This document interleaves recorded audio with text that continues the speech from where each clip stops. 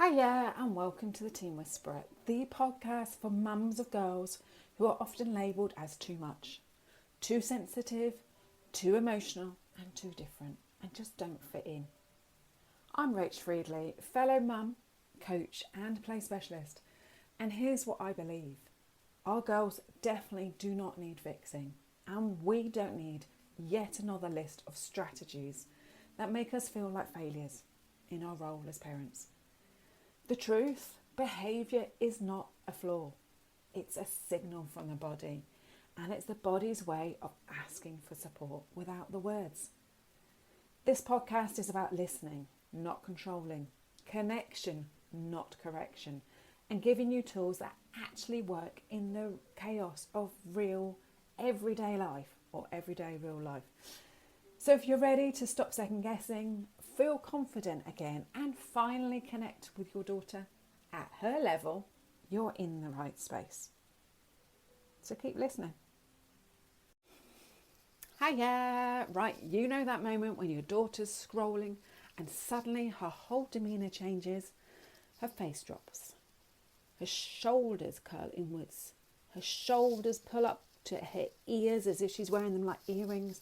And her breathing goes and she goes from chatty and happy to quiet, snappy and withdrawn in seconds. And you're left thinking, how the dickens can a phone do this much damage this fast? So today we're talking about exactly that as part of this new monthly series on all things tech. Why social media hits girls harder, how comparison chips away at their self-worth, and what you can actually do to help her build confidence that doesn't shatter every time she opens yet another app.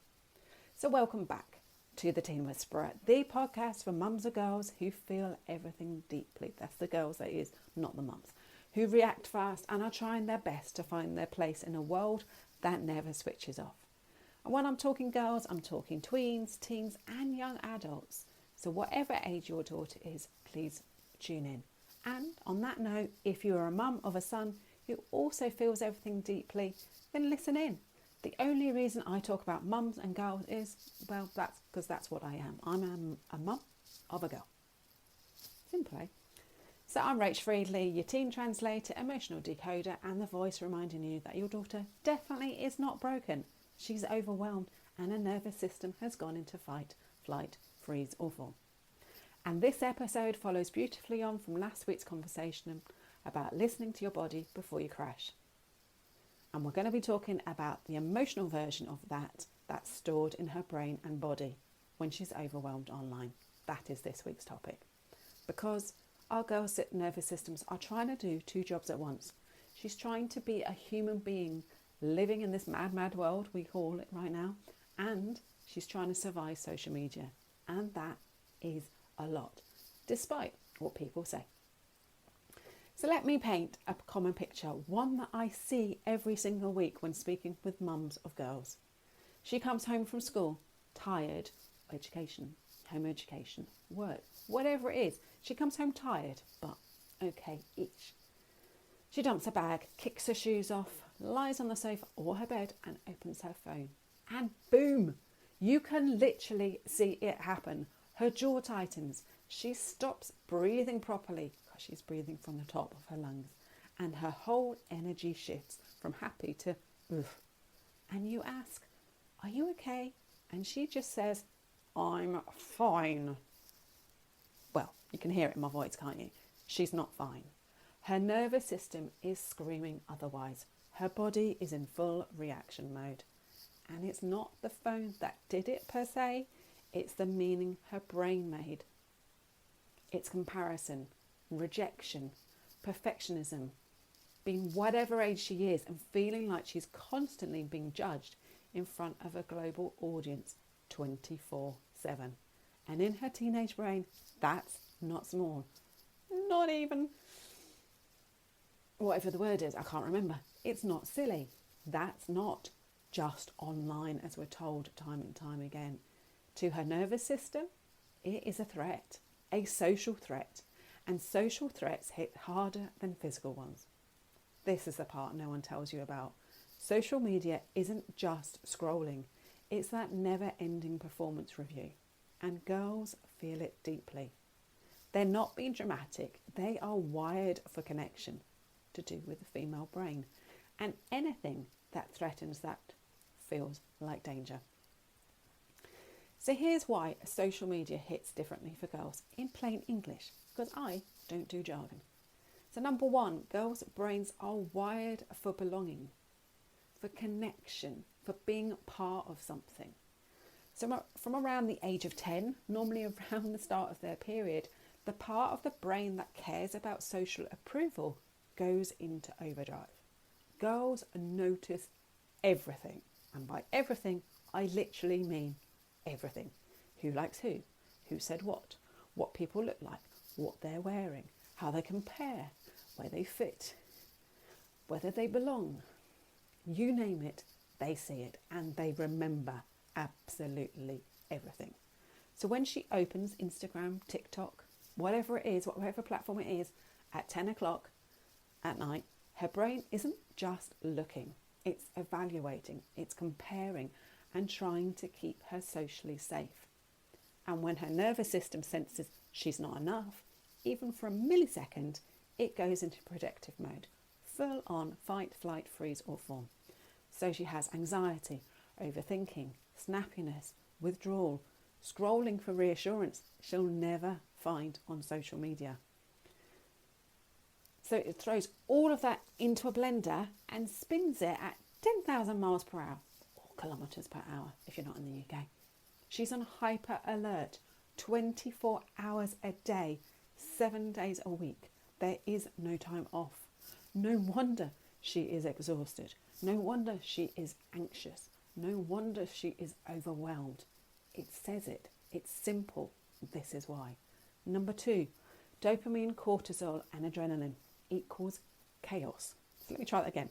Dopamine plus cortisol plus adrenaline equals complete and utter chaos.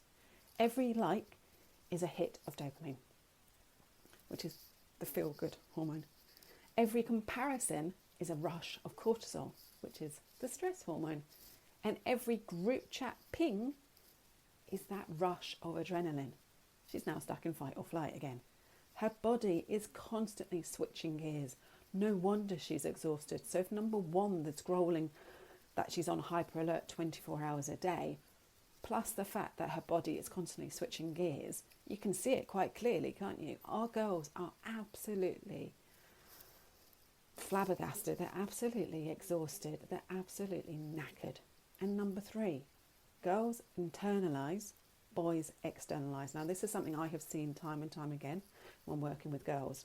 When boys feel insecure, they often act out towards somebody else. When girls feel insecure, they turn it inwards against themselves. Her brain tells her she's not good enough. She's ugly. They don't like me. Everyone's better than me. And those thoughts then turn into behaviours against herself. So self-harming behaviours. So whether that is cutting, whether that is hitting herself, whether that's kicking herself, whether that's burning herself, whatever it is, it can also be behaviours like not looking after herself. So not washing, not drinking, not eating, not, I was going to say cleaning, but that's not quite the right word. Not showering, not changing her clothes. It goes against herself. And this isn't drama. This is physiology. This is what's going on in her body. Number four is sleep is being destroyed. Scrolling before bed overstimulates her brain. Comparison triggers cortisol, yield stay awake chemical and stress hormone. Notifications spike adrenaline, yet again the fight or flight or freeze or fawn response. And blue light messes with melatonin, which is the chemical that is released when you are tired and you need to rest.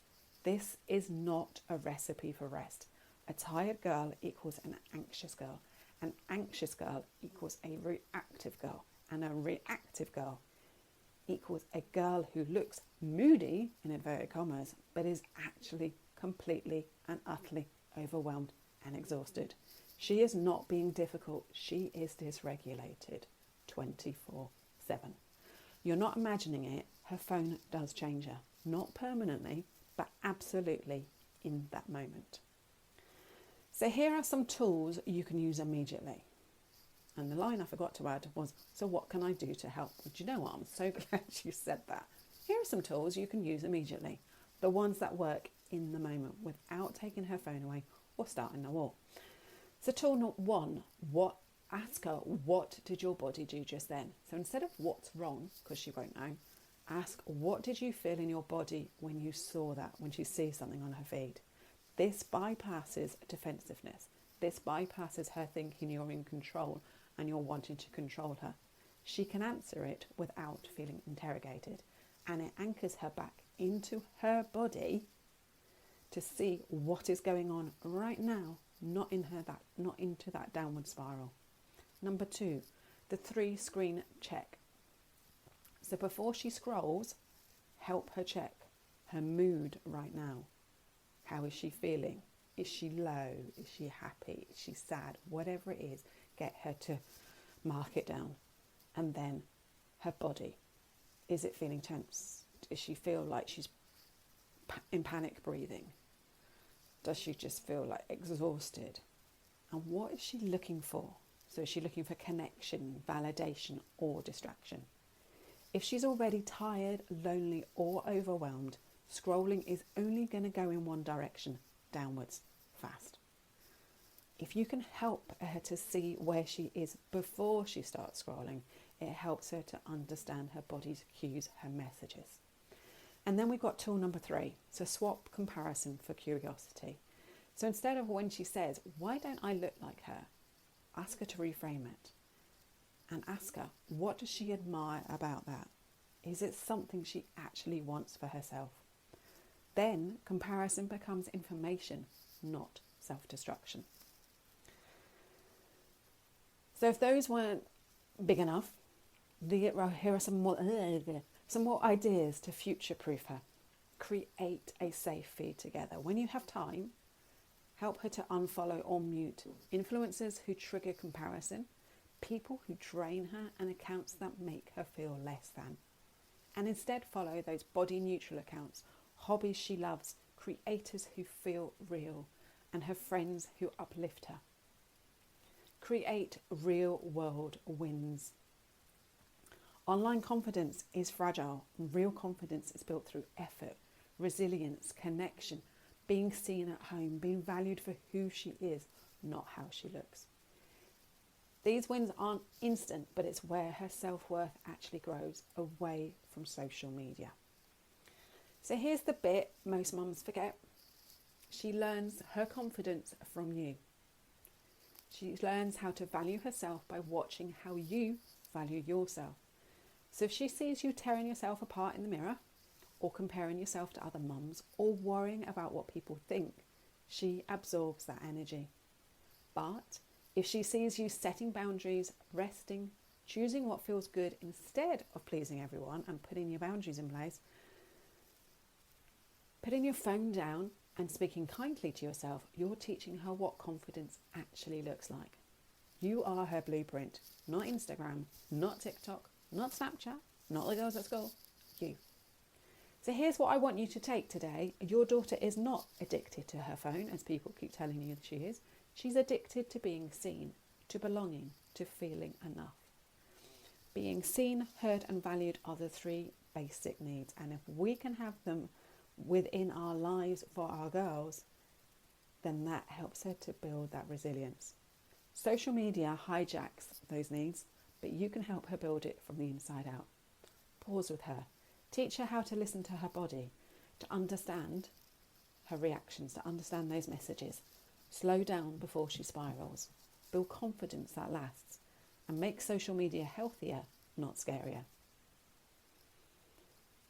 And show her in the way you treat yourself what true confidence looks like. Small shifts, big impact. So if this episode hit home, make sure you're subscribed because trust me, this podcast is a must listen in the world of parenting girls. If your daughter's behaviours are all over the place and you don't know what she needs, start with my free 60-second reset. It's in the show notes. One side's for her and one's for you. It helps you both regulate before the overwhelm takes hold. And if you're thinking, gosh, I love this, I need more, then come join us inside the WTF membership. It's for mums going through the same shiz as you. A safe, no judgment space where you can offload, be real, get support in the moment, and learn tools that actually help with the WTF method, not in 3 months, but today. The link is in the show notes. And remember, it's physiology before psychology, always. So have a wonderful week, and I'll speak to you next week. Take care. Bye-bye.